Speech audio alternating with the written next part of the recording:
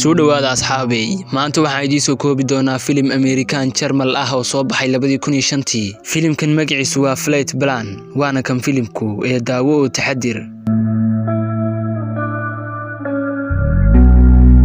filimku waxa uu ku bilaabanayaa gabadh lagu magacaabo Kyle Bratt taasoo ah injineer diyaaradeed Kyle waxa ka geeriyooday ninkeeda waxaanu ku geeriyooday magaalada Berlin ee dalka Jarmalka Kyle waxay qorsheynaysaa inay ninkeeda ku qaado diyaarad u socoto dalka Mareykanka si loogu aaso dhulkiisa hooyo waxaana safarkeeda ku wehelanaysay gabadheeda Julia oo 4 jir ah habeenkii Kyle waxay liqday kiniina ka biinaya murugada maadaama ninkeedu ka geeriyooday subaxnimadii waxa dibadda ka daayay baraf aad u badan waxaana u yimid taxi si uu ugu kaxeeyo garoonka diyaaradda inta kadib Kyle iyadoo garoonka diyaaradda joogta waxay weyday gabadheedii Julia Kyle aad ayay u argagaxday waxaanay fiirisay hareeraheeda waxayna aragtay in garoonka ay ku sugan yihiin dad waaweyn oo kaliya oo aanay caruur joogin laakiin waxay raadisay ugu dambeyntii waxay heshay gabadheeda Julia Kyle waxay ku qaylisay gabadheeda iyadoo u sheegtay inaysan amar la'aan ku bixin mar dambe ugu dambeyntii Kyle iyo gabadheedii Julia waxay koreen diyaaradda iyagoo noqday rakaabkii ugu horeeyay ee gudaha u gala diyaaradda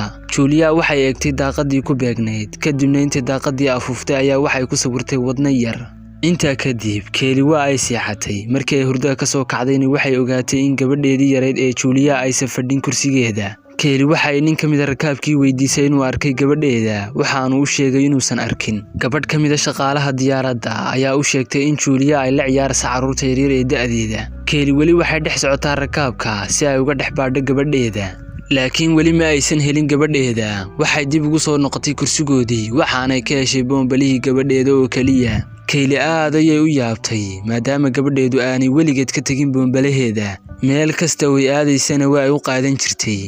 waxay u tagtay gabadh kaaliya duulimaad ah oo lagu magacaabo Stefan si ay uga caawiso helidda gabadheeda Stefan waxay ogolaatay inay caawiso waxaanay ku dhawaaqday in gabadh yar la waayay laakiin Stefan waxay ku soo noqotay Kyle waxaanay u sheegtay inaanay gabadheedu ku jirin liiska rakaabka saaran diyaaradda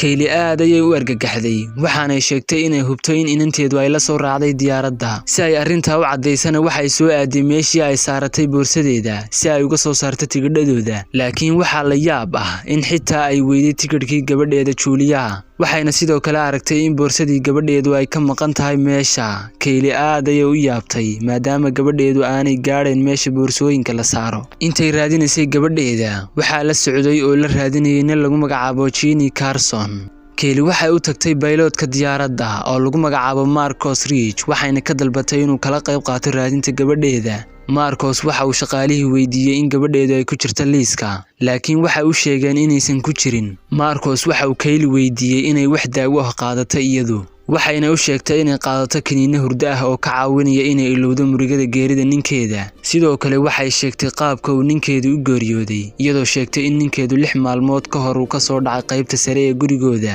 waxaana loo sheegay inuu isdilay isagu kabtanka iyo shaqaalihii kale ayaa ka shakiyay in Kyle ay shoogsan tahay oo ay ka shoogsan tahay geerida ninkeeda laakiin Kyle waxay Marcus ka dalbatay inuu la raadiyo gabadheeda uuna ka ogolaaday waxaana shaqaalihii ku amray inay baadhitaan ku sameeyaan gudaha diyaaradda waxaa la shiday leedkii diyaaradda waxaana dhammaan rakaabkii la ogeysiiyay inaysan ka kicin kuraastooda Stefan waxay hoos ugu dhaadhacday qaybta hoose ee diyaaradda laakiin waxba kama aysan helin Kyle intay ku guda jirtay raadinta gabadheeda waxay aragtay nin Masaari ah oo ka soo jeeda dalka Masar waxaanay u sheegtay inay garanayso ay meel ku aragtay laakiin way xasuusan weyday meesha ay ku aragtay Kyle waxay aad ugu qaylisay Marcos iyadoo u sheegaysay inuu baadho dhammaan rakaabka diyaaradda oo loo soo helo gabadheeda Marcos waxa uu ku qayliyay Kyle isagoo sheegay inay sharci darro tahay in rakaabka midmid loo baadho waxaana uu sheegay inaysan rakaabku xitaa aysan helin adeegoodii ay xaq u lahaayeen maadaama shaqaalaha oo dhan ku mashquulsan yihiin raadinta gabadh yar oo aan xitaa liiska rakaabka ku jirin inta kadib Kyle aad ayay u xanaaqday waxaanay u carartay dhinaca ninkii Masaariga ahaa waxaanay ku eedeysay inuu afduubtay gabadheeda iyadoo sheegtay inay soo xasuustay meesha ay ku aragtay waxaanay sheegtay inay xalay toole ku aragtay soo ku wareegay gurigeeda haddaba ninkani waxa uu Kyle tusay cadeynta rasiidka ee hoteelka uu deganaa waxaana uu sheegay inuusan uba dhaweynba gurigooda inta kadib ninkii iyo Kyle waxa ka dhacay fawdo waana istagaaleen Carson uu arkay habdhaqankeeda ayaa ku qayliyay Kyle isagoo u sheegay in gabadheedu aanay saarnayn diyaaradda waxaana uu ka dalbaday inay joojiso baaritaanka si aysan u khalkhal galin amniga rakaabka wax yar kadib kabtan Marcos ayaa helay liiska dadkii ku geeriyooday isbitaalka Berlin waxaana uu sheegay in Julia ay la joogtay aabaheed markii uu ka soo dhacay dhismaha kadibna ay u dhimatay naxdintii kaga timid geerida aabaheed dhammaan shaqaalihii oo dhan waxay u sheegeen inaysan gabadheedu soo raacin diyaaradda waxay arkaysay uu ahaa ruuxaanteeda laakiin Kaylee maysan rumaysan hadalkooda waxaana ay sheegtay in gabadheedu ay nooshahay ayna ku sugan tahay diyaaradda gudaheeda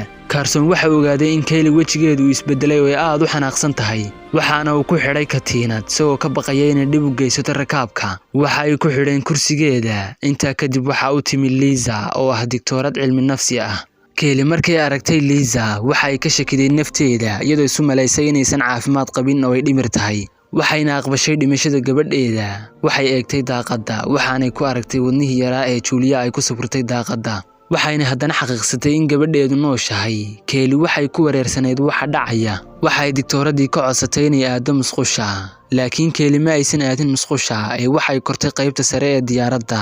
waxayna kharibtay qalabka elektarooniga ee diyaaradda waxayna rakaabkii ku soo yaacisay maskarooyin oxygen ah dhammaan rakaabkii iyo shaqaalihii waxay bilaabeen inay argagaxaan laakiin Carson waxa uu ogaaday in Kaylee ay ka dambayso arrinka dhanka kale Kaylee waxay aaday qaybta hoose waxaanay ka heshay sanduuqii ku jiray meedka ninkeeda waxay furtay sanduuqii iyadoo ka baadhisay gabadheeda laakiin waxay ka heshay meedka ninkeeda oo kaliya Carson ayaa qabtay Kaylee waxaanu qacmaha u geliyay katiinadii waxaana uu sheegay inay diyaaraddu si degdeg ah ku degan doonto garoonka Josie Bay halkaana xabsiga lagu galin doono iyada waxa uu soo kaxeeyay qaybtii rakaabka dhammaan rakaabkiina waxay u sacbinayeen Carson maadaama uu soo qabtay Kaylee waxa la fadhiisiyay kursigeeda Kaylee waxay Carson ka dalbatay in marka diyaaradda la dejiyo ay gabadheeda ka soo baadho gudaha diyaaradda si ay ugu qoos qaadato Carsonna waa uu ka ogolaaday codsigeeda waxaana uu la hadlay gabadh shaqaale ah isagoo ka codsanaya inuu la kulmo kabtanka wayna ka ogolaatay laakiin intuu aadi lahaa kabtanka waxa uu aaday qaybta hoose ee diyaaradda waxaana uu ka soo saaray 2 xabbo oo bam ah